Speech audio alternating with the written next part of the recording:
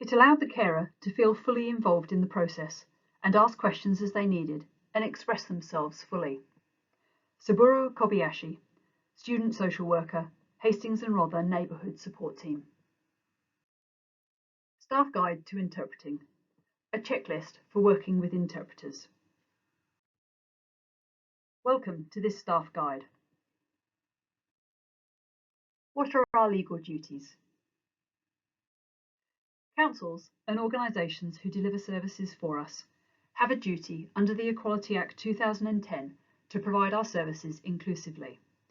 For more information on this, see our Introduction to Interpreting guide. How to get the most out of your session.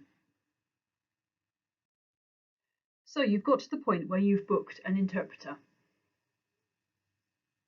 Here's how to make the most out of the session for the client and you, ensuring that everyone is comfortable and it achieves a successful outcome. Allow enough time for the appointment, usually double the amount of time for an assessment and time and a half for a general appointment. You can use the booking form to provide extra information, but extra time before the session lets you brief the interpreter on key points.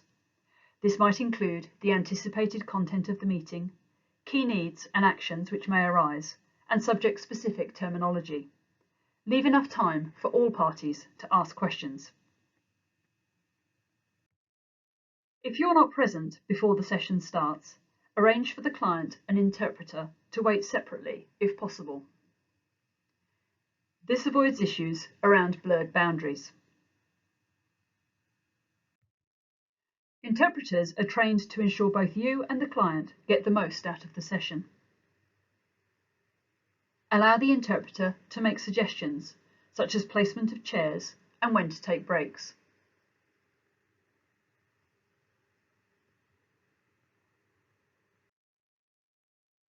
An interpreter should not give advice or their personal view of what is being interpreted to service providers or clients.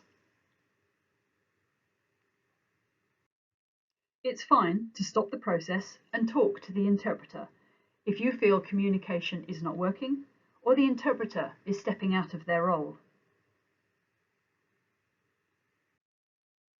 Use simple, direct English and short sentences. Avoid acronyms. Focus your communication on the client, not the interpreter.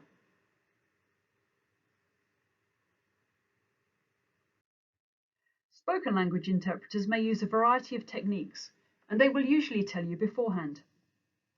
They may speak in the first or third person, using I or he, she, they, and may interpret as people speak or once the person who is speaking stops.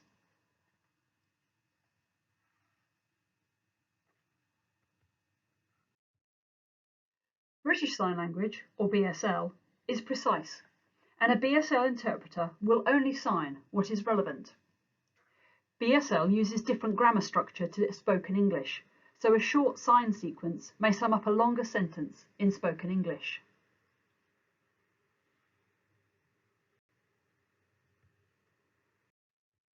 If a client asks for a particular interpreter, you can include this in your request. However, please explain that we cannot guarantee their preferred interpreter, as it depends which provider fulfills the booking.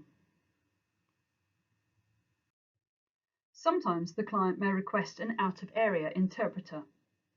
This usually happens when a local language community is perceived to be small, and there may be anxieties around being identified and confidentiality breaches. It's helpful to ask for the client's nationality and region, as well as their language, as dialects can be very different. It is sometimes also relevant to give the client's gender, age, religion, or other information so that the interpreter is the best possible match. When a client can communicate their needs clearly, it enables effective assessment, better planning, and good use of resources. Most importantly, it supports a person-centered approach and leads to better outcomes.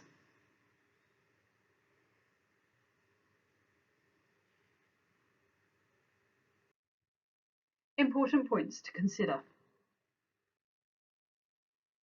Emergency or out-of-hours interpretation and translation contact. Please ensure you are familiar with the process of booking an interpreter when the need is immediate or urgent. All providers have an emergency or out-of-hours contact, and details can be found on the links below this video. Asking relatives, friends, untrained volunteers or staff to interpret for clients presents significant risks around safeguarding, accuracy and confidentiality. It's never appropriate to ask a child to translate or interpret. Using qualified and trained interpreters and translators guarantees appropriate, confidential and effective service delivery and is essential when discussing safeguarding or legal issues. How to access interpretation and translation services. We have a contract with preferred suppliers of translation and interpreting services for face-to-face and telephone and video spoken interpreting and British Sign Language. The full list of preferred suppliers and their prices can be found on the intranet using the link below this video. You'll also find more details on how to book. Final checklist. Book an interpreter in plenty of time before the meeting and allow more time for the meeting. Use the booking form to give all the relevant information. This will help everyone. Never ask a child to interpret or translate. Ensure you are familiar with the process of booking an interpreter when the need is immediate or urgent. Use simple, direct English and short sentences. Avoid acronyms. Focus your communication on the client, not the interpreter.